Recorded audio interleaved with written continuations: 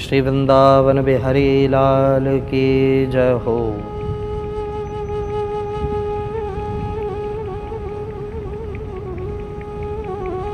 आप सभी को वृंदावन धाम से और माँ यमुना के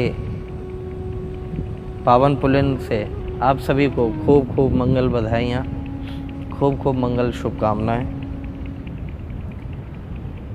आज एक बड़ा प्यारा भाव मन में चल रहा कि जासु वियोग विकल पशु ऐसे, जिन परमात्मा के वियोग में, जिन कृष्ण के वियोग में पशुओं की ये स्थिति, जिन राम जी के वियोग में घोड़ों की, वहाँ के जानवरों की ये स्थिति, आप सोचिए जरा इस बात को। तो सखा मात पिता जिए कैसे हैं? सोचने वाली बात है कि फिर उनके माता पिता सखा इत्यादि कैसे जिए होंगे। जास वियोग विकल पशु ऐसे, क्योंकि प्रेम जो है मेरे भाई बहन, प्रेम प्रकृति में प्रत्येक वस्तु में है प्रेम।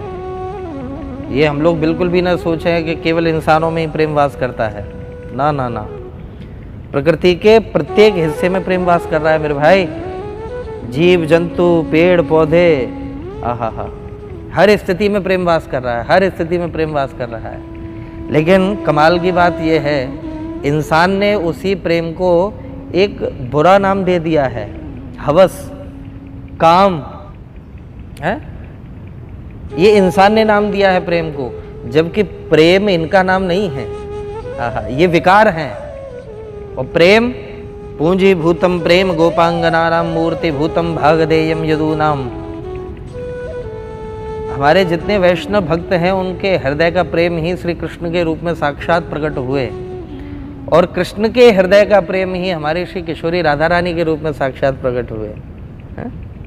ये क्या है? प्रेम है मेरे भाई बहन।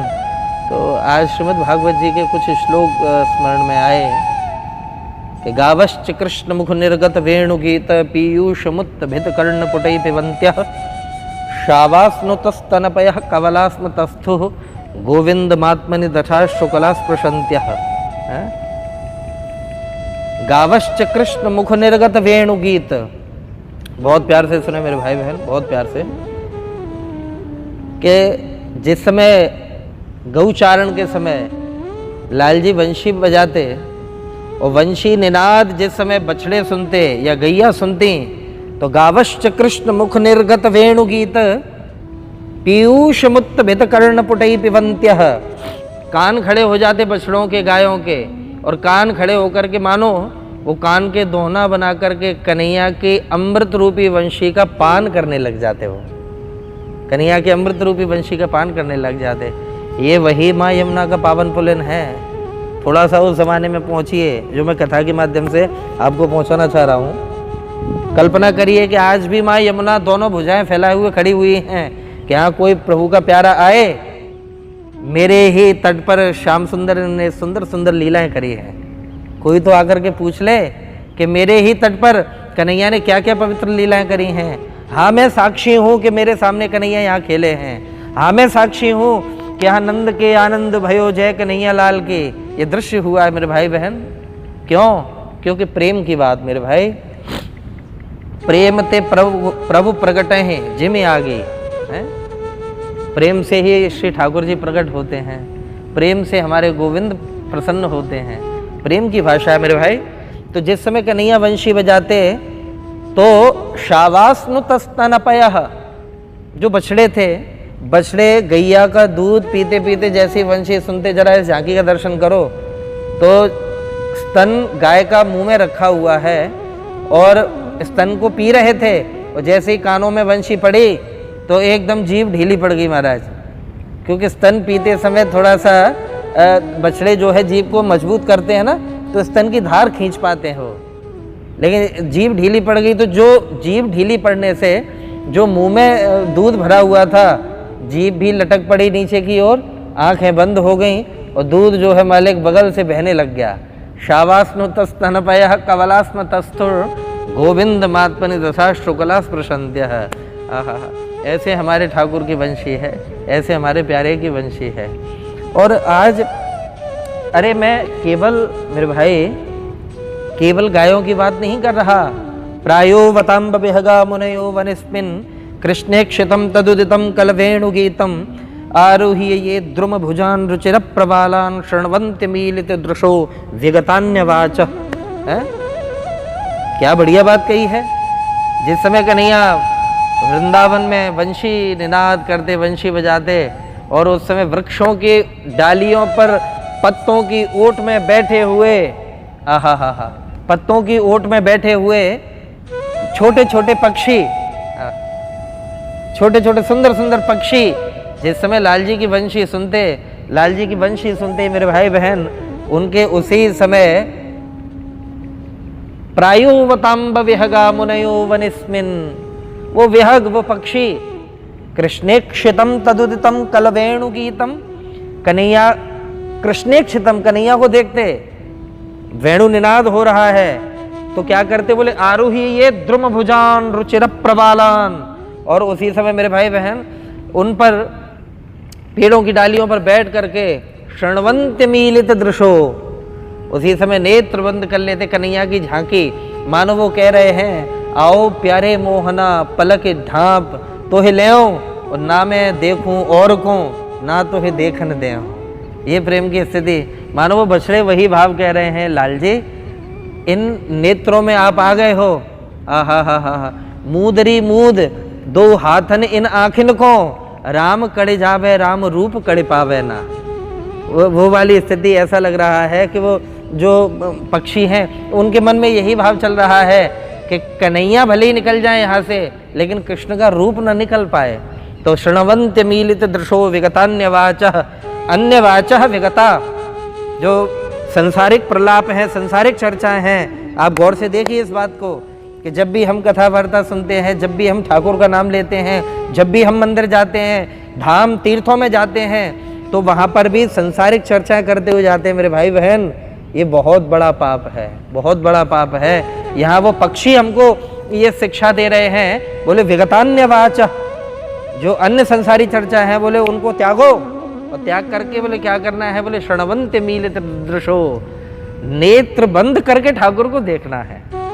क्या बढ़िया बात कही है, समझ आई। खोल करके तो हर व्यक्ति देखता है, लेकिन नेत्र बंद करके ही देखा जा सकता है। क्यों? क्योंकि मेरे प्यारो एक बहुत प्यारी बात श्री सूरदास जी के लिए कहा है, बोले देखन को घनश्याम की मूरत, प्यार से सुनना भैया, देखन को घनश्याम की मूरत तो चाहिए सूर की आंधरी आंखें हैं। आहा, अगर कन्हैया को देखना है तो सूरदास जी जैसे नेत्र चाहिए, इन चक्षुओं की जरूरत नहीं है। इसलिए मानो पक्षी कह रहे हैं शृण्वन्ति मीलित दृशो विगतान्यवाचः, संसारिक चर्चाएं छोड़ करके नेत्रों को बंद करके तब कन्हैया को देखो, तब मेरे प्यारे को देखो। तो हमारे यहाँ पर तो मेरे भाई बहन प्रकृति में भी ठाकुर का प्रेम दिखा है। जिस समय मेरे प्यारे कन्हैया ब्रज छोड़ करके मथुरा जा रहे थे, उस समय पूरा ब्रजमंडल रो रहा था, गोपियां गाली दे रही हैं, क्रूरस्तम अक्रूर, हे क्रूर, तेरा नाम अक्रूर किसने रख दिया, तू तो महान क्रूर है। अहो विधातस्तवन क्वचित दया संयोज्य मैत्र्या प्रणयेन देहना ताश्चाकृतार्थान व्यूनंश पार्थकम विक्रीडितम तेर्भक चेष्टितम यथा। अरे विधाता, तेरे मन में दया नाम की चीज नहीं है। गोपियां विधाता को गाली दे रही हैं, अक्रूर को कोस रही हैं, सबको कोस रही हैं, लेकिन वहां प्रेम करने वाले केवल ब्रजवासी नहीं थे मेरे भाई, इस बात का ध्यान रहे। वहां प्रेम करने वाले मेरे केवल प्यारे लाडले ब्रजवासी नहीं थे, वहां प्रेम करने वाली मेरी प्यारी गैया भी थी। जब गोविंद मथुरा की ओर चले तो गाय जो है गौशालाओं से अपनी रस्सियां, अपने बंधन, अपने खिरक को तोड़ करके आए और मथुरा जाने वाले रास्ते पर खड़ी हो गई गाय, कानों को नीचे ढाल दिया और झरझर करके नेत्र बह रहे हैं गायों के, और वो कृष्ण को देख करके मानो आंखों से कह रही हैं, गोविंद आप गोपाल हो और आप चले जाओगे तो हमारा पालन पोषण कौन करेगा।